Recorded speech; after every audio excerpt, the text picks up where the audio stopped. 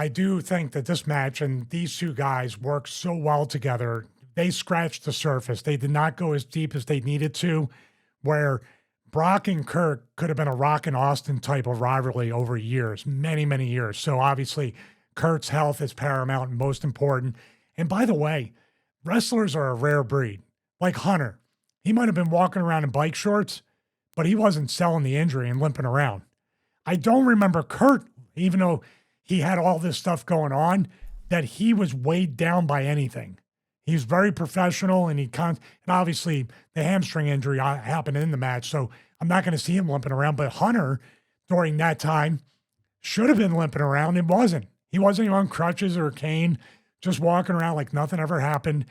This match here, the background or kind of the context for this shooting star press, I remember Shane McMahon telling Brock he couldn't do it.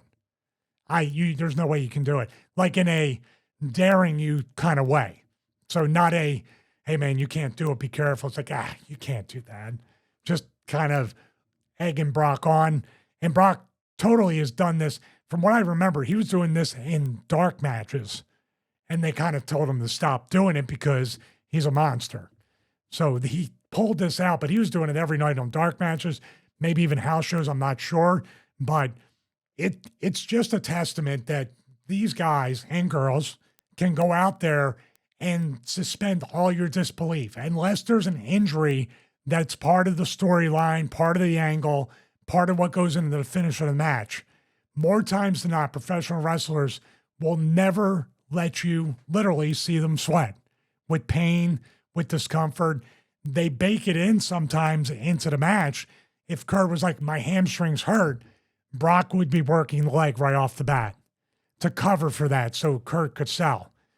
But man, I couldn't tell anything was going on with either one of these guys during this time. So here's the shooting star press. And man, this is where neck bridges, the neck machine. If you look at Brock's traps right here, that saved his life. The neck strength from years and years of amateur wrestling, of bridges, heavy shrugs, overhead presses, whatever it is, that probably saved him from being paralyzed. So let's take a look. Oh. Here's the thing. I'm going to go right here and stop. Kurt is literally 3/4 of the way across the ring. Look at how much distance right there that he has. Brock, most shooting star presses like Kidman, who else? Ricochet, other people, the person's there, right? They may be close to the middle, but they're not past that middle part of the ring. And as he goes, he does make it. He just doesn't do the full rotation. He literally shooting star press someone 3/4 across the ring. I'm not taking anything away from the injury and the danger, but the incredible athleticism that Brock has to do that. Meaning Brock could probably do a moonsault with Kurt hugging the other turnbuckle. You know, it's really incredible that these guys can do this. And look, he was still reaching over to cover. Like he's still trying to like pull him back. And Kurt with the cell and everything, I think this was like right here at this point, the double down. Kurt, I know Brock knows what's going on. Kurt doesn't know exactly what's going on. The referee, I think that's Kyoto. You need a ref like Kyoto to figure out and kind of like analyze it to see what are we doing here. And obviously he has the IFB in his ear. Kirill is communicating with him. He's talking to Brock. Kurt's talking to him. So right here is where we get basically something Kurt covers. But what Kurt's doing as we go back, what do you notice about the cover? He's right looking here. at the ref. Huh? He's looking at the ref. Looking to the ref. But what kind of cover and how much is he covering Brock? Yeah, only half cover really, isn't it? He's going to give him every opportunity to kick out. He's hoping he kicks out. Brock Kurt's probably thinking in that split second, I'm done after this. And now, like, what happened to Brock? Do I have to win and then keep the title? There's probably a million things going through his mind at the same time. But Brock, I think Brock too. Now, normally, this open shoulder would be the one you kick up. You know? I think just deep down, if I'm overthinking it, let me know. By lifting the shoulder up and having the strength to push Kurt off, he may be able to finish the match. Just my guess. And the fact that he can move means maybe we can get back into the F5. And that's where we're going, correct? Yeah, so the shooting star press was actually meant to be the finish. The finish. This is another angle. And the F5 was actually, so the story goes, a last-minute thing. He after literally... the shooting star didn't work. Sorry to interrupt. This is the best way that it could have went wrong. In other words, if Brock didn't clear it as much as he did, it's literally straight down on your head, pogo stick. With what, 300 or more pounds? I don't know. He's huge. He's got to be 300 or more. Straight down. No matter how much you shrug, bridge, shoulder press, it's not going to help. But he, thank God, his athleticism saved him in that way. I can't even believe he lifted him up, put him on his neck, which has to be burning, pins and needles, all that stuff. The F5's here, exactly at the point or the part of the body where he landed. And to be able to do that, and I have no doubt, like, even after giving it, it's just, that's not selling, even though he is selling, and it could have been a double down into the cover or whatever. It's just real. It's him. I think Brock at this point is still trying to evaluate, can I feel my fingers, my toes? Can I roll over? Maybe his spine is inflamed to the point where he does have some type of transient quadriplegia, at least partial, like I did from the guardrail. And this felt, from this point right here, where he lands to the finish, had to feel like an eternity. And it was probably what? Even though it was kind of like, now we're double down, let's figure out maybe a minute, 90 seconds at the most, probably felt like it was an eternity. So I'm glad Kurt's okay and it wasn't as bad as they said it was, that he went on to wrestle many years after that. And I'm glad Brock is okay, because we got to see a lot of great matches, a lot of great Brock Lesnar moments. And of course, when he finally started putting people over, he did really pass that on to them. So good for him. That's a rough spot. Really rough. What do you think caused the slip then? Do you think it's overcompensating for how far Kurt was? Do you think he just slipped off the rope? All right. What I could say is, as we look close up right here, excellent question. I'm going to go slow. He has it here. Was there a little slip there? Yeah, did you see that? Yeah, the right foot. Double pump type thing, right? I think also, I said it during the Willow Nightingale, Marina Shafir. I'll say Shafir. I said it wrong last episode. You don't take into account how tired, exhausted, depleted, dehydrated, and also how slippery those ropes can be. So I see a little bit. Of course, Kurt was 3/4 of the way across the ring.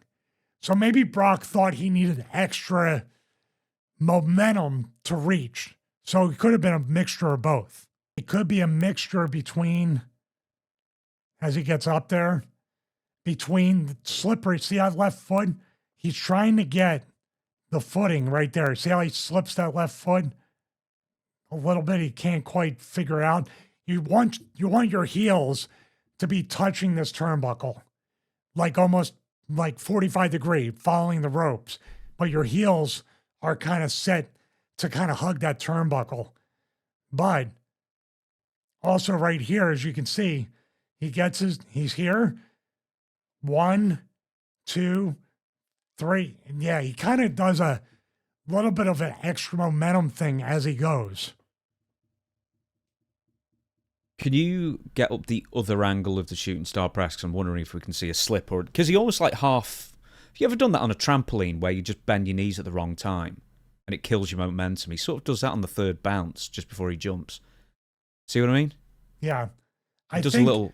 do you half think jump. that the ropes he's doing like a momentum like 2 to 3 times to get the spring off of that? And do you think that he caught it like a little half one at that last one and that kind of threw off his rhythm? I can kind of see he did it. And then when he went, it was like a half pulse instead of the fall down and then up to hit it. Is that what you're seeing? Yeah, I'm sort of seeing, that sort of half trampoline thing to get momentum when you bend your knees at the wrong time. Whew. I don't like watching that.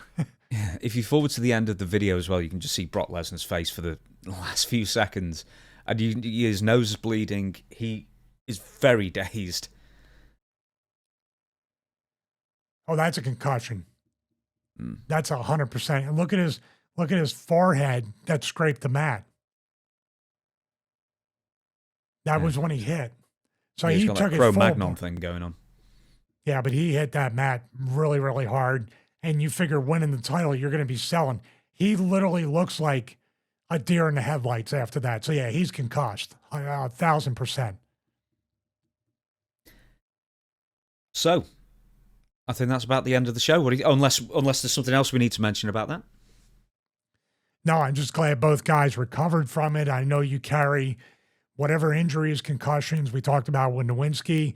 These guys are carrying and paid the price. They're carrying what they put into the business. So as far as injuries, concussions, just getting out of bed in the morning, everything, no matter what level you do this, I say it all the time, we don't come out of it as good as what we went into it as far as health. On that basis, and normally I say, well, the show's over, we'll see you again next Friday, and we're out every single Friday, which we are. Nothing's changed, but we've decided that we're going to have maybe a special episode that might well be out, if we can get it out in time, on Tuesday. And that is going to be WrestleMania 41, a review, a comprehensive review of both nights. I did say, what are you doing on Sunday? And you said, well, it's Easter Sunday, it's kind of a special time for the Catholics, I guess. So I thought, well, you probably won't be free on Easter Sunday then. So we're going to do it on Monday. We're going to record an episode, full review of WrestleMania 41, both nights 1 and 2. So there you go, something else to look forward to. But until then, thank you everybody for watching. Once again, we're available on all podcast platforms, even though it's not particularly an audio show, it's more of a YouTube show, we know. And once again, also thank you for getting us to over 100,000 subscribers for this half award that we ended up getting for it, which is a bit annoying, it doesn't match the rest. But that being said, we'll see you again on Tuesday. But before we go, tell us about the Patreon and everything else we need to know, Stevie. Patreon's very exciting. We appreciate everybody in the community who have subscribed and supported through Patreon. Watch-alongs are very popular. We have some in the queue as well, but we keep putting those out. There might even be bonus ones with myself and James, or just myself coming soon. Also, we have exclusive behind-the-scenes content. Everything I'm doing, I might actually reconfigure the studio. The Patreon people will get a look at what that is and actually get to vote on what they prefer. They really do drive a lot of the content there. We appreciate that. Patreon.com/Stevie Richards. And of course, last Monday, Hollywood Backlot Brawl, Goldust, Roddy Piper, WrestleMania 12. This Monday, triple threat match for the women's title. Victoria, Jazz, Trish Stratus, and somebody who hits himself in the head with a chair. I forget his name. So go to Patreon. Also subscribe here to the Stevie Richards Show.